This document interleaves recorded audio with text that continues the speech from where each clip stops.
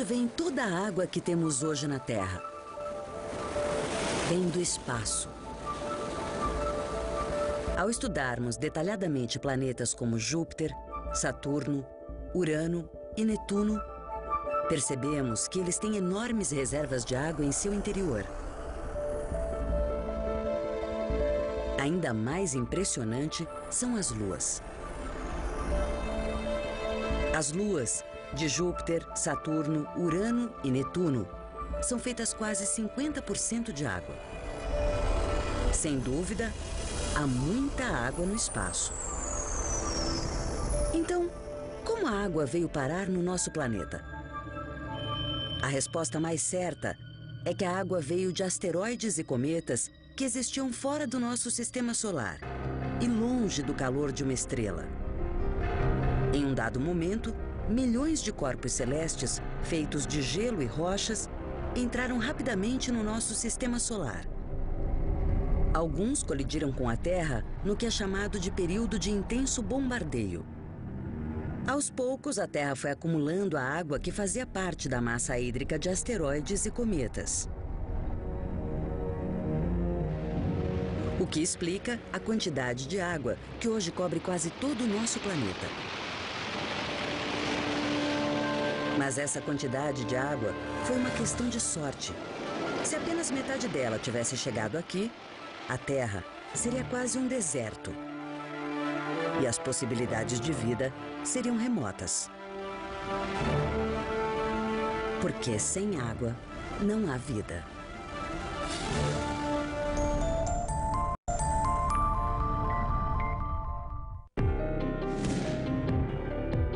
Our planet is changing right before our eyes.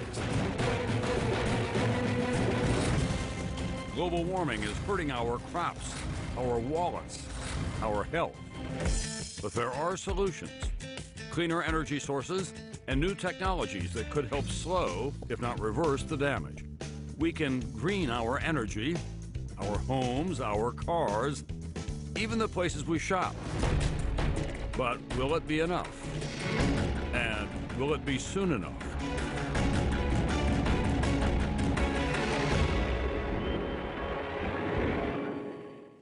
For years, the scientific community faced a challenge. Make the case that global warming is fact, not theory. Show that it is caused by human activity. Skeptics remain, but now there is an overwhelming consensus in the scientific community. Global warming is real. It's pervasive. Climate change isn't slowing down. The question now is, where do we go from here? Late summer 2008 at the top of the world. The Canadian research vessel Amundsen navigates the frozen waters along the coast of Greenland, just 900 miles south of the North Pole. For more than a year, an international team of scientists has been recording millions of precise measurements of ice, air, and water to document what's happening in the Arctic. In the last 10 years, and even accelerating in the last couple of years, we've seen dramatic loss of sea ice. You can't deny the fact that sea ice is melting, so that's a fact. It's melting at a rapid rate. For centuries, explorers searched in vain for a way through the Northwest Passage, a legendary Arctic shipping route connecting Europe with Asia. All they found was ice blocking their path. But in the summers of 2007 and 2008, fable became fact as the Northwest Passage became ice-free for the first time on record. Depending on projections, anyway from the next decade to within this century, we should have no more sea ice in the summertime, so we could basically navigate the Arctic Ocean in open water right through the North Pole. The Arctic serves as a barometer for the stability of the world's climate. From 2005 to 2007, autumn temperatures here were a record 9 degrees Fahrenheit above normal. Princeton's Dr. Michael Oppenheimer is a member of the Nobel Prize-winning Intergovernmental Panel on Climate Change, the IPCC. Losing the sea ice means that more sunlight goes into the ocean instead of being reflected back into space. That's what's called a positive feedback on the warming. So we need a stable, intact Arctic with sea ice to keep the rest of the Earth from spinning out of control in a climate sense. And this is triggering a treasure hunt. Beneath the ice, about 22% of the world's remaining untapped oil and natural gas supplies, riches that many nations find hard to resist. In 2007, Russia planted its flag below the North Pole. Canada has asserted its sovereignty over much of the region. The United States has conducted research missions to assess a potential claim. I hope that the opening of the Arctic doesn't turn out to be a race to the bottom, basically with whoever gets there fastest and exploits it in the cheapest and dirtiest possible way, gets to extract all the resources and leaves a mess behind. Scientists are concerned about dramatic changes they're seeing in ice in other parts of the world as well. What worries me most of all is that one of the big ice sheets in Greenland or in Antarctica will sort of break loose and cause a huge sea level rise. The ice sheets are an unknown factor, and they are melting faster than predicted. In March 2008, a massive sheet of ice 7 times the size of Manhattan split off the Wilkins ice shelf in Antarctica 15 years sooner than scientists had projected. The West Antarctic ice sheet is sitting on bedrock below sea level, so that if it begins to disintegrate, it could end up in the ocean very quickly.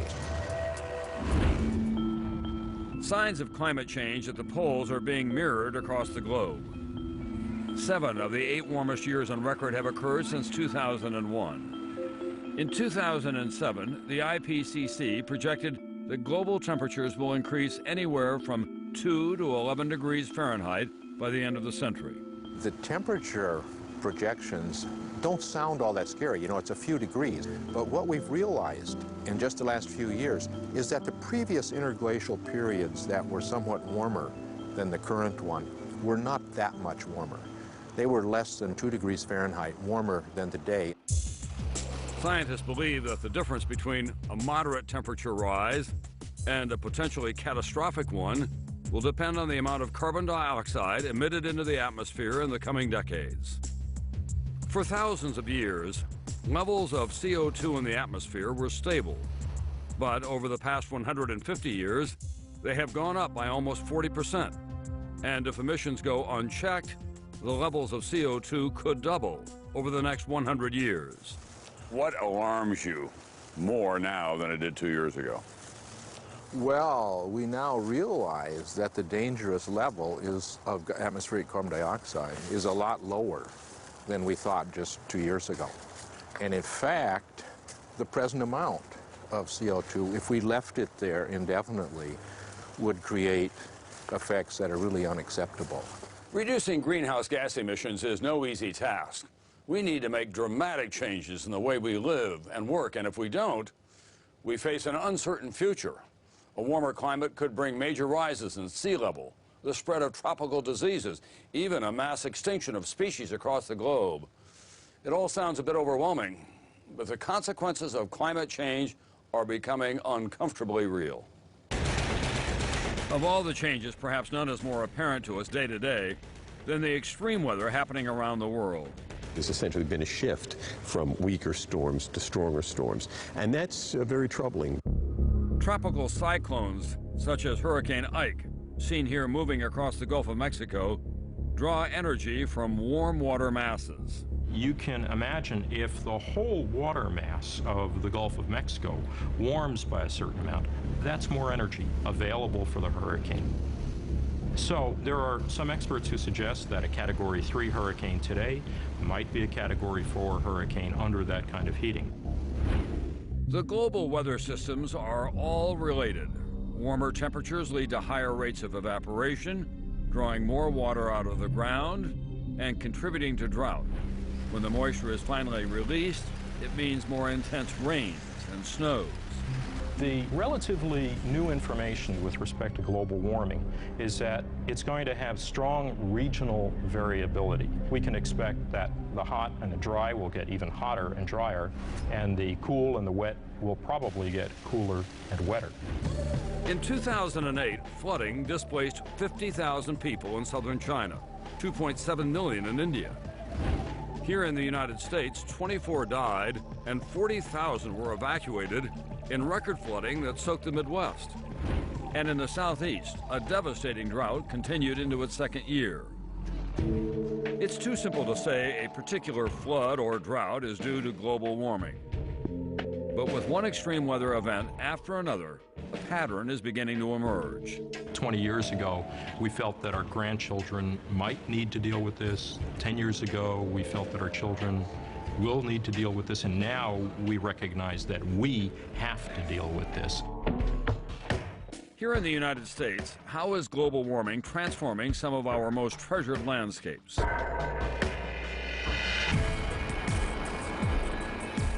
Yellowstone National Park, one of the most environmentally protected regions in America. But that protection still is not enough to prevent global warming from changing the face of this diverse ecosystem. From 2003 to 2007, the average temperatures in 11 western states increased 70% more than in the rest of the world. If you would have interviewed me 20 years ago, I would have said, oh yeah, we'll probably be seeing global warming by about 2050. And here we are with clearly visible impacts. Hotter, drier summers make these mountain forests more vulnerable to wildfires. We're at probably close to 10,000 feet here on a north-facing slope. This would have snow until almost August 50 years ago, and now we're finding these hillsides melt free of snow in June. They have the summer to get drier, and then it just takes a lightning strike and off it goes. Wildfires are on the rise across the U.S. Almost every 2 or 3 years, we're getting major, massive fires in a way that we've never seen in the last 60 to 80 years. When you get fires of that magnitude, humans can't stop them any more than if we stood in Florida and tried to stop the hurricanes. Warming temperatures have brought yet another scourge: the spread of the mountain pine beetle. This particular bark beetle has to kill the tree to successfully reproduce, so it's a prey-predator relationship. Pine beetle epidemics are now part of the natural cycle of the lower altitude lodgepole pine forest. But now, as temperatures rise, the insects are moving up the mountains and taking out the high elevation whitebark pine trees. We're past the tipping point. We're on the brink looking down. This forest is headed towards a ghost forest. In the past, the prolonged freezing temperatures at the top of these mountains provided a natural defense for the whitebark pine, killing most of the beetles before they could reproduce. Not anymore. Warming temperatures now, year after year, the overwintered survival's 50–60%. The destruction is most striking from the air. Vast areas of dead, rust-colored trees stretch for miles in all directions. Eco-flight pilot Bruce Gordon and graphic specialist Wally McFarland have been mapping the beetle outbreak in whitebark pine. This is impacting trees that have withstood lightning, fires. They've been around for 1,000 years, but their end is coming because of anthropogenic global climate change. It's basically because of us. The U.S. Forest Service estimates that beetles killed whitebark pine in 329,000 acres in 2007. That's up from less than 1,000 acres a decade earlier. Whitebark pine trees are important throughout the Yellowstone ecosystem. Their seeds are essential food for many animals, especially for the Yellowstone grizzly bears. The whitebark pine is the engine that drives the health of this population. Females that go into their dens, having fed in the fall on whitebark pine seeds, they produce larger litters and more cubs. Also, the grizzly bears get killed at lower rates when they're feeding on whitebark pine in the high elevations. And they're not down or town bumping into people and dying at gunshot. Fewer than 600 grizzlies remain in the Yellowstone area. Their future may depend on the survival of the whitebark pine, and the survival of the whitebark pine may depend on our ability to put brakes on climate change. Some say that it has a future as a functional component of this ecosystem of maybe 7 to 10 years. And from a grizzly bear standpoint, that is catastrophic. You start thinking 50 years or 100 years, and really whole-scale change of this landscape as far as the eye can see. We really better get real, because this is the classic American West. Global warming is reshaping natural systems all over the world. Rising ocean temperatures are part of what's killing coral reefs, such as this one off the coast of Belize. This reef is home to more than 500 species of fish and acts as a natural barrier that protects the coast. In Tanzania, almost 85% of the glaciers of Mount Kilimanjaro now have melted. And in South Florida, up to 1/2 of the freshwater Everglades is facing destruction from rising sea levels. Everglades is a very vulnerable place to climate change. We're concerned about it just because of how flat we are. It doesn't take much for sea level rise to cover large parts of the park. Some areas of the park are already showing significant signs of coastal erosion. Scientists have been keeping track of sea level in the Florida Bay Area, and since 1930, it's come up about 9 inches. Cape Sable, at the southernmost tip of the Everglades, is being battered by hurricanes, and salt water is invading its freshwater marshes. What we're seeing here is a vivid illustration of what we're in for as we get another 2 feet or another 4 feet rise of sea level. There's a very good chance that we could lose the Everglades. We know that global warming is changing our coastlines and our heartland, but it's also hurting where millions live and work. How are America's cities coping with this new threat? Global warming is hitting much closer to home these days. And it's not just the health of the planet that's at stake, it's the health of people as well. Even in urban areas such as New York City's South Bronx. Even though people are talking more about global warming, they're not really paying attention, to places like this. Poor communities around the country are often point sources for the greenhouse gases that we're all trying to curb right now. Inner cities, such as the Bronx, often have a much higher concentration of CO2 in the air than outlying areas. We've got about 4 power plants, the diesel fumes from 60,000 diesel truck trips coming through each and every week, a sewage sludge pelletizing plant, as well as a sewage treatment plant. Fossil fuel emissions not only pump carbon dioxide into the atmosphere, they pollute the lungs of local residents.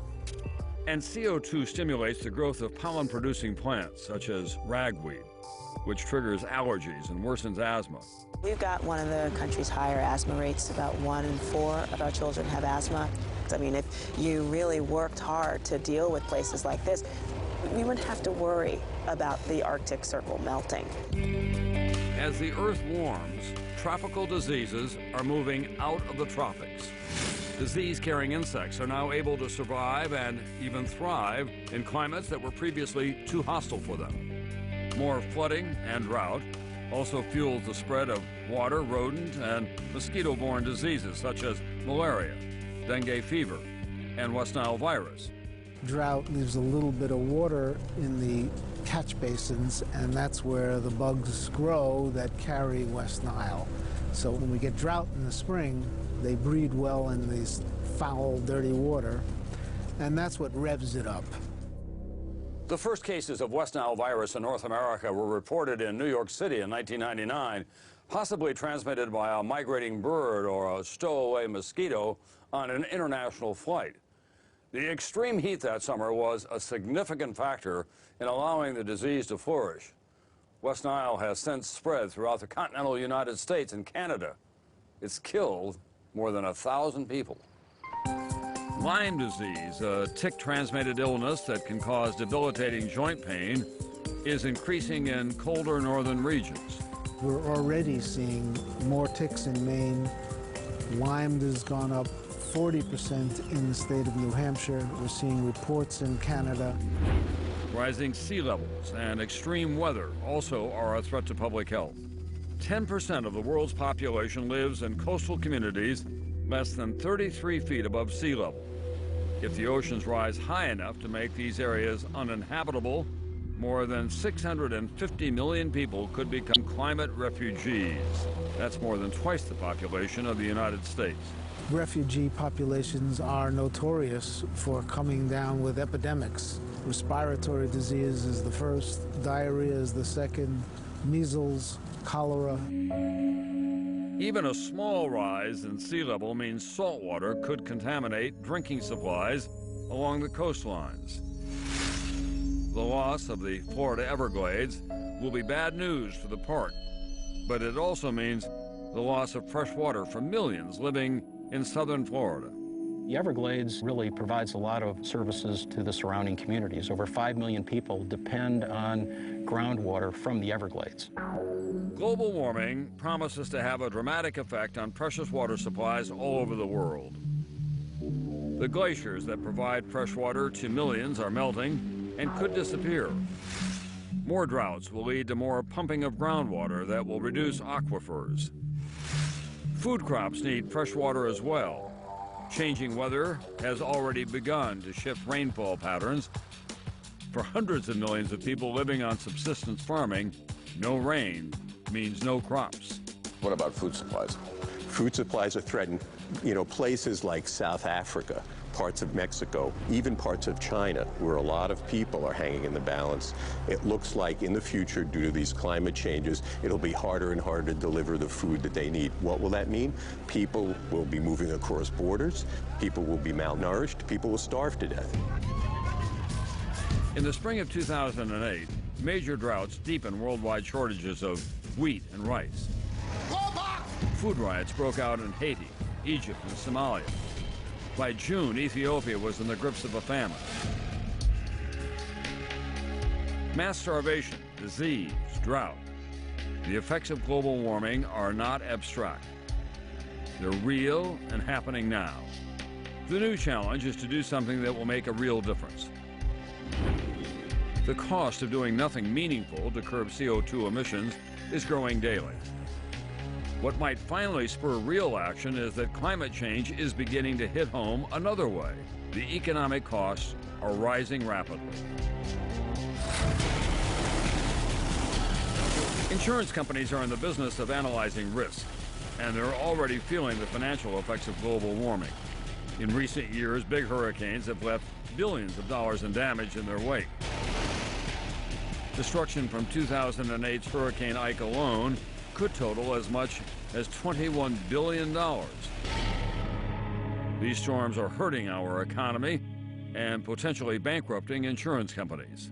The insurance industry is increasingly convinced that climate change is not only going to have an impact on them in the future, but is already having one now. Whether they're headline-catching events like hurricanes or more below-the-radar events like lightning strikes or localized droughts, the costs to insurance companies of those losses has been skyrocketing. 2005 was a game-changing year for the insurance industry. 4 hurricanes, Rita, Wilma, Dennis, and of course Katrina, resulted in 3 million claims that cost the insurers $57 billion. The largest losses ever sustained by the industry. It forced insurers to change how they do business. We have a crisis now in this country. Insurers are raising insurance premiums. They're making deductibles higher. And others are going a step further and actually exiting the markets and deciding to cancel out, leave the state. And that has left millions of people with a real crisis. Since 2003, almost 3 million U.S. households have lost their homeowner coverage. Only half of those policyholders have been able to find new coverage. Maybe you already know someone who's been affected. None of us are immune to the consequences. It is logical that the Gulf states would be the hardest hit, but the impact was felt coast to coast. Premiums across the country went up 50% in the space of 5 years. 1 million policies have been canceled in the mid-Atlantic states and New England. And 50,000 policies were canceled in the New York metropolitan area, which is not exactly hurricane country, at least not yet.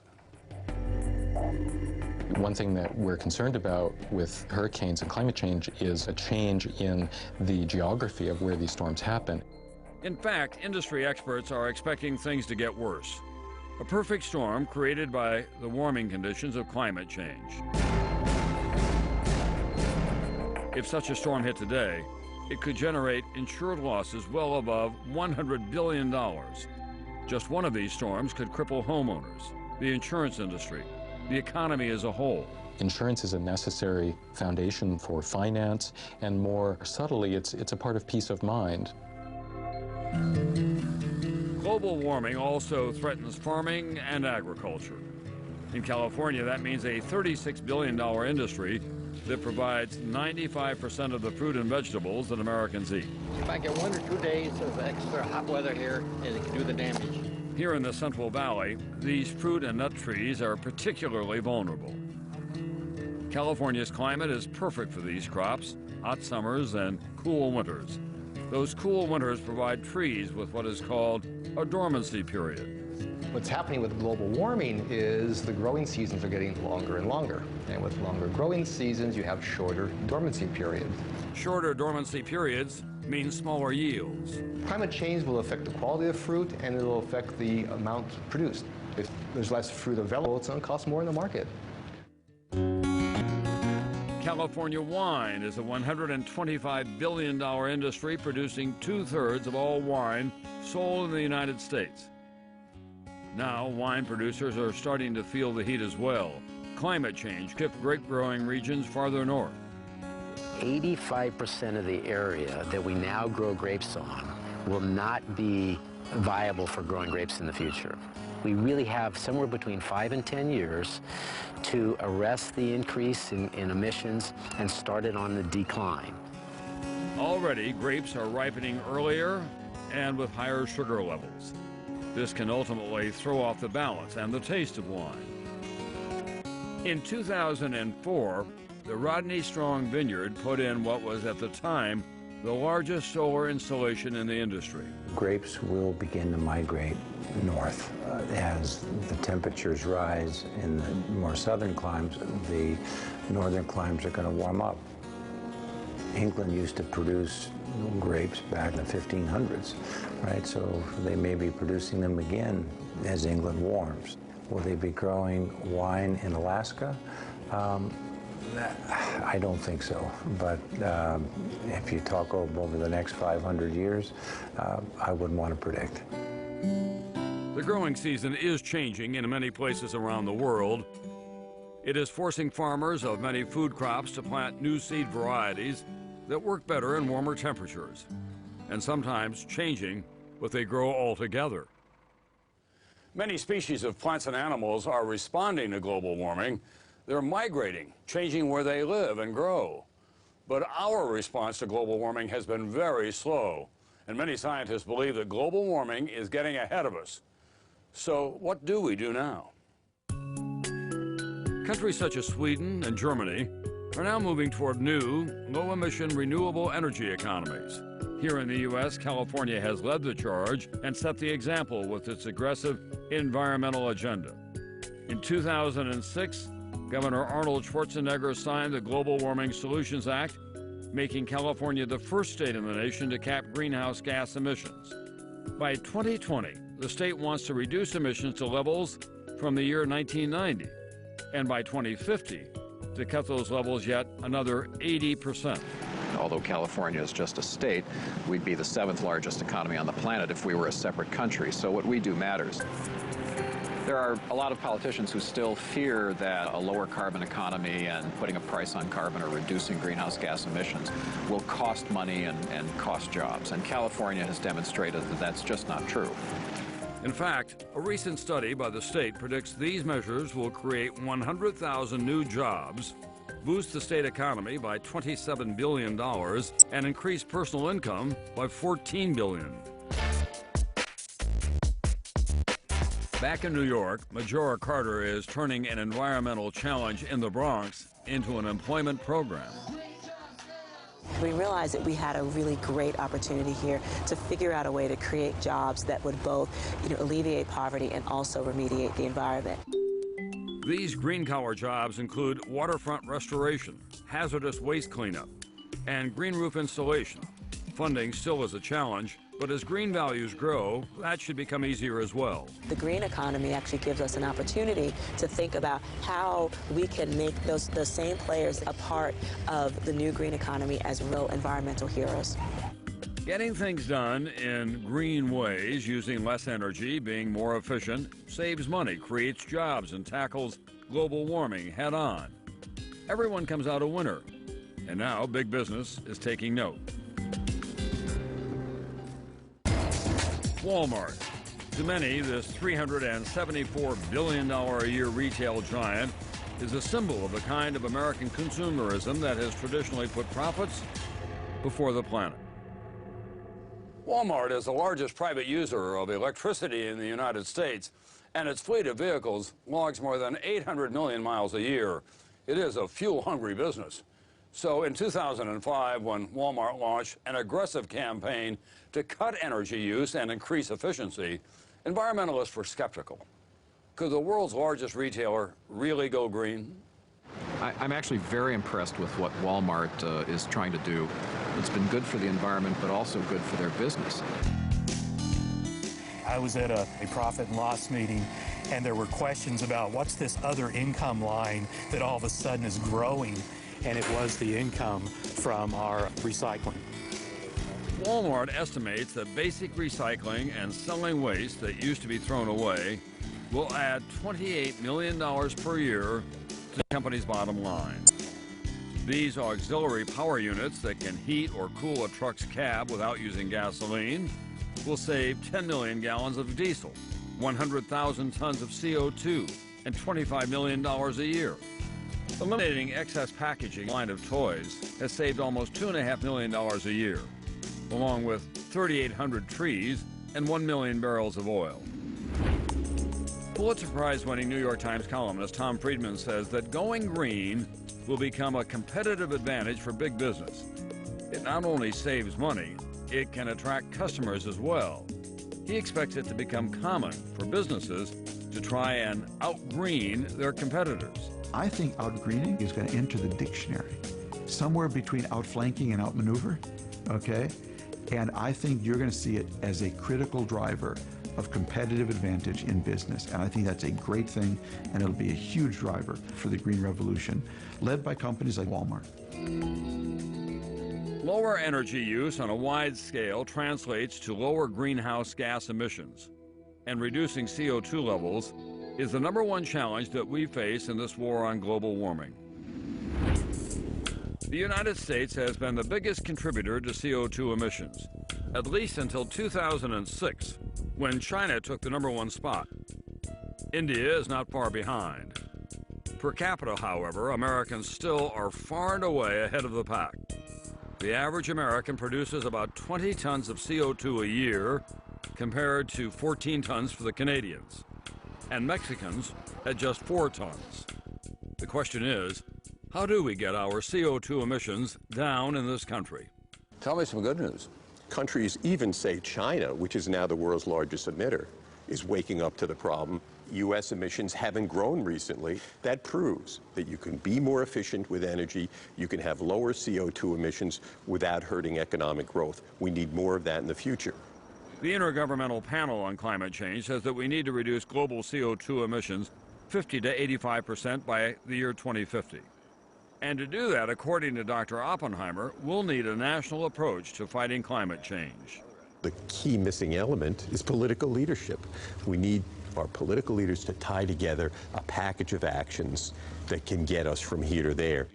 Dr. Hansen suggests taxing CO2 emissions. The most important thing that needs to be done is to have a price on carbon emissions. That will drive energy efficiency and reduced carbon emissions. There are plans that can put the brakes on emissions. One of them is called cap and trade, or carbon trading. It works like this. Companies are issued permits by the government which allow them to emit a specific amount of carbon dioxide. Those who need or want to emit more than their permit allows have to purchase credits from companies who emit less than their quota. This creates a system with an incentive to reduce emissions. Shape the market. Let's make the fuels from hell, coal and oil, more expensive. Let's make the fuels from heaven, solar and wind in particular, cheaper. Here in the United States, electricity is the single largest source of CO2 emissions, more than 40%. And coal, the cheapest and dirtiest of all fossil fuels, generates more than half of that power. Probably the best place for coal is to leave it in the ground. It's extremely dirty stuff. It produces mercury. It produces more radioactive material than nuclear power plants. We're really just at the beginning of a curve in terms of alternative energy and ways to do things off the carbon footprint. What seemed to be the most promising to you? Wind is happening. We've got breakthroughs claimed every day on new solar cells. We've got cars now, which can get much higher fuel economy. So the ideas are there. Currently, 85% of our energy comes from fossil fuels, and just 7% from renewable sources. Renewable energy is still a small piece of our overall portfolio, but it may be the area where there's the most new excitement, investment, patenting, and innovation. Wind power really has me excited. First of all, it is today one of the cheapest forms of new power we can get. It can be close to competitive with coal directly without any of the side effects. Wind power could generate up to 7% of U.S. electricity in 15 years, but critics point to wind turbines as both an eyesore and a threat to birds and wildlife. As with any energy source, there are concerns to be weighed against the benefits. This area of Northern California, known as the Geysers, is the home of Calpine, the largest geothermal energy facility in the world. It supplies about 25% of California's renewable energy. Geothermal power taps the naturally occurring heat of the earth. Steam is drilled for and extracted, and then sent via a pipeline to a plant, where it is converted to energy and sent to the grid. The geysers produce enough power to supply the electricity needs of 725,000 homes, or a city the size of San Francisco. Solar has a very bright future, so to speak. The cost of solar energy, particularly solar cells, solar photovoltaics, has come down a lot recently. There are people who believe that within 10 years or so, solar energy can be competitive with other forms of energy like burning natural gas, which create greenhouse gases. Solar energy doesn't. Unfortunately, the federal resources for alternative energy sources probably could be usefully increased by a factor of 10. And in addition, Congress has been remiss in not providing continuous tax credits and tax breaks for entrepreneurs who have new ways to generate energy that aren't dirty, aren't going to contribute to global warming. Some years Congress legislates these tax breaks. Some years it doesn't get around to it. And that's very bad for people who are trying to invest in solving the global warming problem.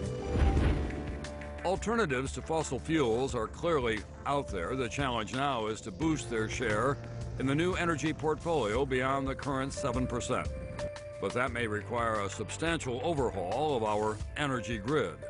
The major limitation now is that we don't have adequate transmission lines to get the electricity from where it's generated to where the people live. The renovation of the national electricity grid would cost tens of billions of dollars, but compared to some other things we're spending money on, it would be well worth the price. After electricity, transportation is the second largest contributor of CO2 emissions in the United States. On any given day, more than 250 million cars and trucks are on our nation's road, emitting 333 million tons of CO2 annually. While Americans aren't likely to abandon their cars anytime soon, researchers, automakers, and green tech companies are looking for alternative ways to fuel. Terry Tamminen is currently one of the few drivers of the Honda FCX, which runs on a hydrogen fuel cell and produces 0 emissions. The cost of the fuel is far less. It's about half the cost of gasoline. Because literally what I'm doing now is putting sunshine into my tank. Corn ethanol was once the great green hope, but it is failing to deliver.